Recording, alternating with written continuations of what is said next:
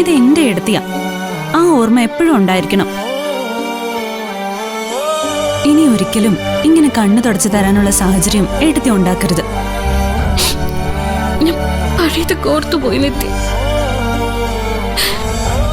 സുധേട്ടന്റെ കൈ പിടിച്ച് കയറി വന്നേ ഈ വീട്ടിൽ നാളെ ഞാൻ പടിയിറങ്ങുക.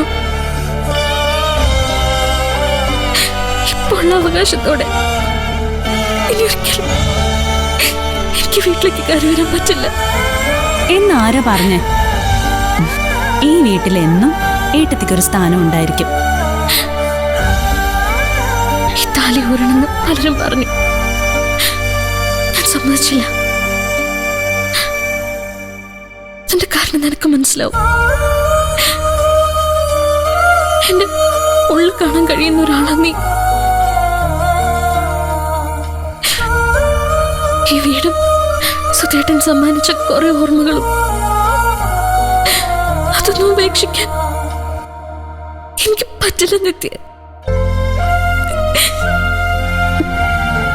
എന്നും എനിക്ക് ഈ വീട്ടിൽ കയറി വരാൻ പറ്റണം.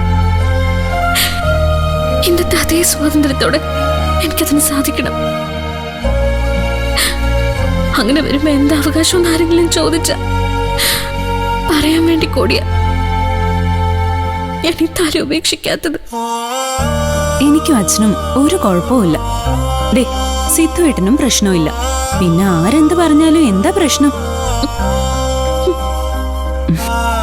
സമാധാനമായിട്ടിരിക്കേ ചേച്ചി. ഏട്ടത്തെ ആഗ്രഹിക്കുന്നത് പോലെ ഒക്കെ നടക്കും.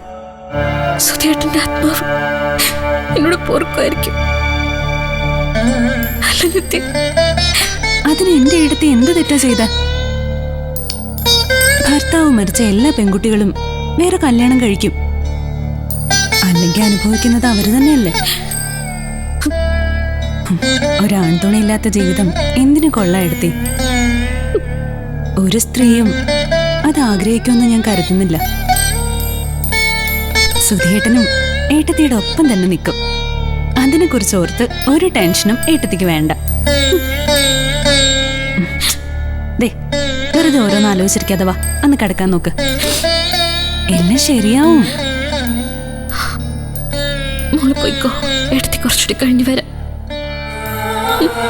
ശരി.